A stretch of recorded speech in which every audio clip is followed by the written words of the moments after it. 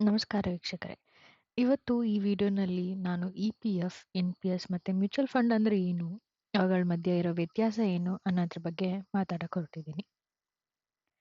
ಮೊದಲಿಗೆ E-P-F. E-P-F ಅಂದ್ರೆ employee provident fund.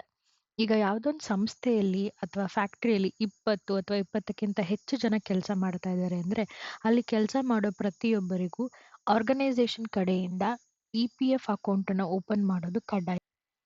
P-F ಅಕೌಂಟಿಗೆ ಪ್ರತಿ ತಿಂಗಳು ನೀವು ಕೆಲಸ ಮಾಡೋ ಸಂಸ್ಥೆ ಕಡೆಯಿಂದ ಜೊತೆಗೆ ನಿಮಗೆ ಬರೋ ಸಂಬಳದಲ್ಲಿ 12% ಕಟ್ಟಾಗಿ ಜಮಾ ಆಗತ್ತೆ.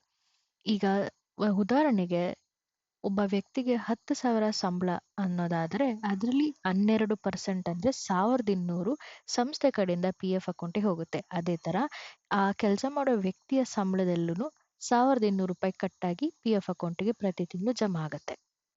Next N-P-S. ಎನ್-ಪಿ-ಎಸ್ ಅಂದರೆ ನ್ಯಾಷನಲ್ ಪೆನ್ಷನ್ ಸ್ಕೀಮ್. ಇದು ರಿಟೈರ್ಮೆಂಟ್ ಉಳಿತಾಯ ಮಾಡೋದಕ್ಕೆ ಅಂತ ಒಂದು ಯೋಜನೆ. ಇದು ಕೂಡ ಗೌರ್ಮೆಂಟ್ ಕಡೆಯಿಂದ ಮಾಡಿರೋ ಯೋಜನೆ. ಇದರಲ್ಲಿ ಸ್ವಯಂ ಪ್ರೇರಿತವಾಗಿ ಒಬ್ಬ ವ್ಯಕ್ತಿ ತನ್ನ ಸಂಬಳದಲ್ಲಿ ತಿಂಗಳಿಗೆ ಇಷ್ಟು ಅಂತ ಡಿಸೈಡ್ ಮಾಡಿ ತಿಂಗಳ ಎನ್-ಪಿ-ಎಸ್ಗೆ ನೀವು ದುಡ್ಡು ಕಟ್ತಾ ಹೋದ್ರೆ ನಿಮಗೆ ರಿಟೈರ್ಮೆಂಟ್ ಆದಮೇಲೆ ಪೆನ್ಷನ್ ಅನ್ನೋದು ಬರುತ್ತೆ. ಈಗ ಯಾರ್ಯಾರಿಗೆ ಪೆನ್ಷನ್ ಸ್ಕೀಮ್ ಅನ್ವಯ ಆಗಲ್ವೋ ಅವರು ನ್ಯಾಷನಲ್ ಪೆನ್ಷನ್ ಸ್ಕೀಮ್ ಅಕೌಂಟ್ನ ಓಪನ್ ಮಾಡಿಕೊಂಡು ಮುಂದೆ ಪೆನ್ಷನ್ ಬರೋ ಥರ ಮಾಡ್ಕೋಬಹುದು.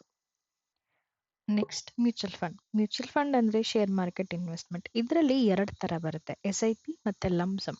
ಮ್ಯೂಚುವಲ್ ಫಂಡ್ನ ನಿಮ್ಮ ಆಪ್ಷನಾಗಿ ಯಾವಾಗ ತಗೋಬೇಕು ಅಂದರೆ ಶೇರ್ ಮಾರ್ಕೆಟ್ ಅನ್ನೋ ನಾಲೆಡ್ಜ್ ಇಲ್ಲ, ಅದರಲ್ಲಿ ಕೂತು ಇನ್ವೆಸ್ಟ್ ಮಾಡಿ ಕಲಿತು ಮಾಡೋ ಅಷ್ಟು ಸಮಯ ಇಲ್ಲ ಅನ್ನೋರು ಮ್ಯೂಚುವಲ್ ಫಂಡ್ನ ಆಪ್ಷನ್ ಆಗಿ ತಗೋಬೋದು.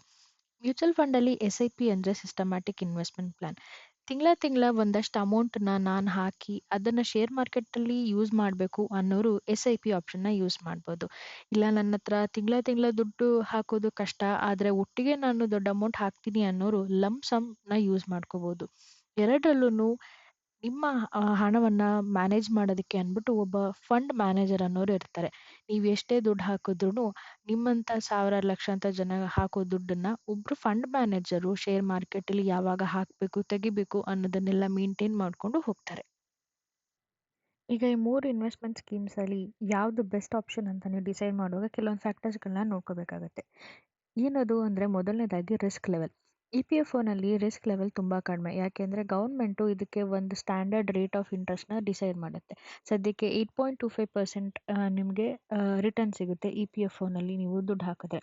ನೆಕ್ಸ್ಟು NPSಲ್ಲಿ ಮೀಡಿಯಂ ಲೆವೆಲ್ ರಿಸ್ಕ್ ಇರುತ್ತೆ. ಇದು ಕೂಡ ಮಾರ್ಕೆಟ್ ಮೇಲೆ ಡಿಪೆಂಡ್ ಆಗುತ್ತೆ. ಮ್ಯೂಚುವಲ್ ಫಂಡಲ್ಲಿ ಹೈ ರಿಸ್ಕ್. ಏನಕ್ಕೆ ಇದು ಕಂಪ್ಲೀಟ್ ಆಗಿ ಮಾರ್ಕೆಟ್ ಮೇಲೆ ಡಿಪೆಂಡ್.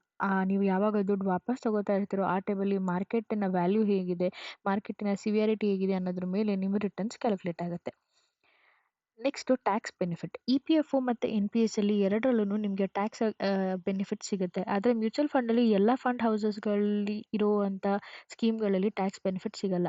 ELSS ಅನ್ನೋ ಪರ್ಟಿಕ್ಯುಲರ್ ಮ್ಯೂಚುವಲ್ ಫಂಡಲ್ಲಿ ಮಾತ್ರ ನಿಮಗೆ ಟ್ಯಾಕ್ಸ್ ಬೆನಿಫಿಟ್ ಸಿಗುತ್ತೆ. ನೆಕ್ಸ್ಟ್ ಲಾಕ್ ಇನ್ ಪೀರಿಯಡ್ಗೆ ಬಂದರೆ EPFನಲ್ಲಿ ನೀವು ರಿಟೈರ್ಮೆಂಟ್ ಆಗುವಾಗ ಅಥವಾ ನೀವು ಕೆಲಸ ಬಿಡೋವರೆಗೂ ಅದನ್ನು ನೀವು ದುಡ್ಡು ತೆಗಿಯೋಕ್ಕಾಗಲ್ಲ ಕಂಪ್ಲೀಟಾಗಿ. ಆದರೆ ಏನಾದರೂ ಮದುವೆ ಮಾಡೋದು, ಮನೆ ಕಟ್ಟೋದು ಅಂತ ಬಂದಾಗ ಪಾರ್ಷಲ್ ಆಗಿ ದುಡ್ಡನ್ನು ತೊಗೋಬೋದು. NPSಲ್ಲಿ ನೀವು ರಿಟೈರ್ಮೆಂಟ್ ಆಗೋವರೆಗೂ ದುಡ್ಡು ಇಡಬೇಕಾಗುತ್ತೆ. ಮ್ಯೂಚುವಲ್ ಫಂಡಲ್ಲಿ ಜನರಲ್ ಆಗಿ ಹೇಳೋದು 1 ವರ್ಷದೊಳಗಡೆ ತಗೋಬೇಡಿ ಅಂತ. 1 ವರ್ಷ ಆದಮೇಲೆ ನೀವು ಯಾವಾಗ ಬೇಕಾದರೂ ಮ್ಯೂಚುವಲ್ ಫಂಡ್ನ ಕ್ಲೋಸ್ ಮಾಡಿ ನೀವು ಹಾಕಿರುವಂಥ ಅಮೌಂಟನ್ನು ವಾಪಸ್ ತೊಗೋಬೋದು. ಈ 3ರಲ್ಲಿ ಯಾವುದು ಬೆಸ್ಟ್ ಅನ್ನೋ ಆಪ್ಷನ್ನ ನೀವು ಚೂಸ್ ಮಾಡುವಾಗ ರಿಸ್ಕ್ ಕಡಿಮೆ ಇರುವಂಥ ಇನ್ವೆಸ್ಟ್ಮೆಂಟ್ ಸ್ಕೀಮ್ಸ್ ಬೇಕು ಅನ್ನೋದಾದರೆ EPF ಹೋಗಿ. ನನಗೆ ರಿಟೈರ್ಮೆಂಟ್ಗೆ ಅಮೌಂಟ್ ಬೇಕು ಅನ್ನೋ ಥರದಾದರೆ NPSಗೆ ಹೋಗಿ. ಲಾಂಗ್ ಟರ್ಮಲ್ಲಿ ಹೈ ಬೆನಿಫಿಟ್ ಬೇಕು ಅನ್ನೋದಿದ್ರೆ ಮ್ಯೂಚುವಲ್ ಫಂಡ್ ಹೋಗಿ. ಈ ವಿಡಿಯೋ ನಿಮಗೆ ಇಷ್ಟ ಆಗಿದ್ದರೆ ಲೈಕ್, ಶೇರ್ ಆ್ಯಂಡ್ ಸಬ್ಸ್ಕ್ರೈಬ್ ಮಾಡಿ. Thank you.